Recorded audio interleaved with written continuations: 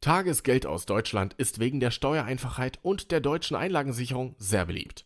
Das ING-Tagesgeldkonto bietet genau das und noch 3 andere Vorteile, die du bei anderen Anbietern nicht bekommst. Jedenfalls nicht in dieser Kombination.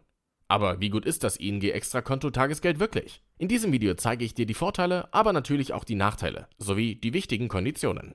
Außerdem erfährst du, welche Besonderheiten es gegenüber anderen Tagesgeldkonten mitbringt. Am Ende sage ich dir, ob sich das ING-Tagesgeld tatsächlich für dich lohnt und ich zeige dir auch eine Alternative, die ähnlich ist, aber vielleicht eine bessere Wahl für dich sein könnte.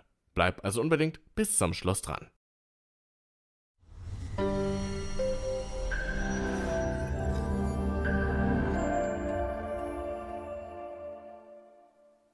Starten wir mit den Vorteilen des ING-Tagesgeldkontos. Der wichtigste Vorteil: die hohen Zinsen. Mit 3% Neukundenzins bietet die ING einen Zins, der höher ist als der aktuelle Leitzins der Europäischen Zentralbank. Und auch im Vergleich mit anderen Banken ist das extrem gut. Zinsen können sich aber schnell ändern. Prüfe am besten unter dem Link unter dem Video, wie hoch er ist, wenn du das Video schaust. Ein weiterer wichtiger Vorteil für viele ist die Steuereinfachheit. Bei ausländischem Tagesgeld, das auch in Deutschland angeboten wird, werden die Zinsen komplett ausgezahlt. In der Steuererklärung musst du diese Zinseinnahmen dann selbst angeben. Da das ING-Tagesgeldkonto aus Deutschland kommt, ist das hier nicht nötig. Du kannst einfach einen Freistellungsauftrag einreichen, um deinen Sparerpauschbetrag zu nutzen. Die Steuern auf die Zinsen, die über dem Freibetrag liegen, werden automatisch an das Finanzamt abgeführt. Du brauchst dich nicht selbst darum kümmern. Ein besonderer Vorteil ist die Möglichkeit, das Tagesgeld für Minderjährige zu öffnen. Das ist bei den meisten Direktbanken nicht möglich. Oft bekommst du nur Tagesgeldkonten für Erwachsene. Das Extrakonto Junior der ING kann zu gleichen Konditionen auch für Kinder und Jugendliche eröffnet werden. Für Eltern ist das ein interessanter Vorteil, denn Minderjährige können den gleichen Steuerfreibetrag wie Erwachsene nutzen. Das kann mit einem Tagesgeldkonto auf den Namen des Kindes ganz einfach umgesetzt werden. Auf das Kindertagesgeldkonto können Eltern, Großeltern und andere Verwandte Geldgeschenke ganz einfach überweisen. Eine weitere Besonderheit: es kann als Gemeinschaftstagesgeldkonto geführt werden. Du kannst das ING-Tagesgeldkonto zusammen mit einem anderen Kontoinhaber als Gemeinschaftskonto öffnen. Eine absolute Ausnahme unter den Tagesgeldkonten.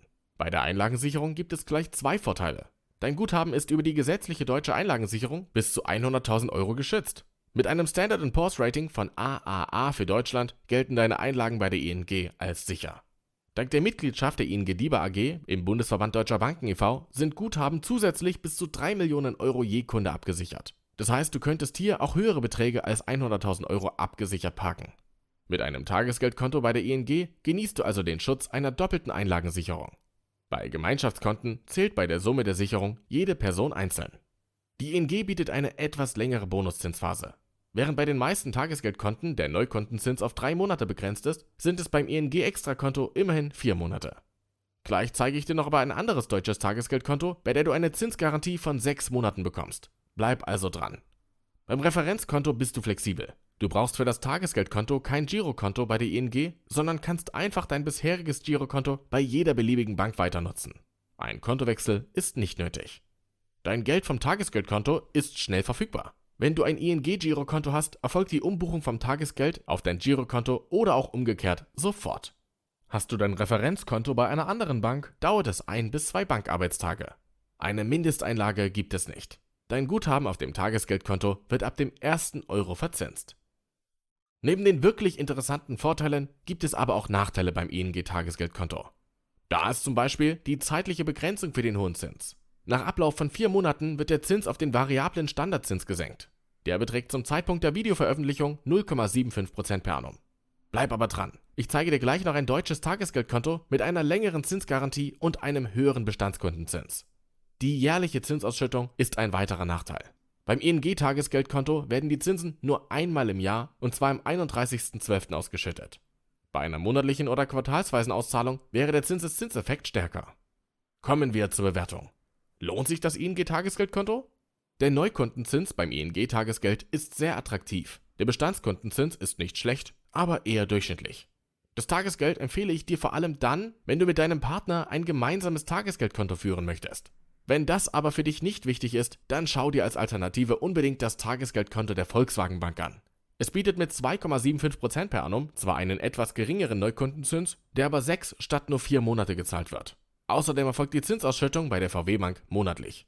Auch wenn der Neukontenzins etwas niedriger ist, hast du hier aber durch die 2 Monate längere Zinsgarantie, die bessere Zinseszinsnutzung durch die monatliche Zinsauszahlung sowie den mit aktuell 1% höheren Bestandskontenzins letztlich ein besser verzinstes Angebot. Das Volkswagen Bank Tagesgeldkonto verlinke ich dir zusammen mit dem ING Tagesgeld unter dem Video. Hast du noch Fragen zum ING Tagesgeld, dann schreib mir einfach in den Kommentaren. Ich beantworte sie gern. Und wenn dir das Video gefallen hat, dann würde ich mich sehr über einen Like von dir freuen. Vielen Dank fürs Zuschauen und bis bald.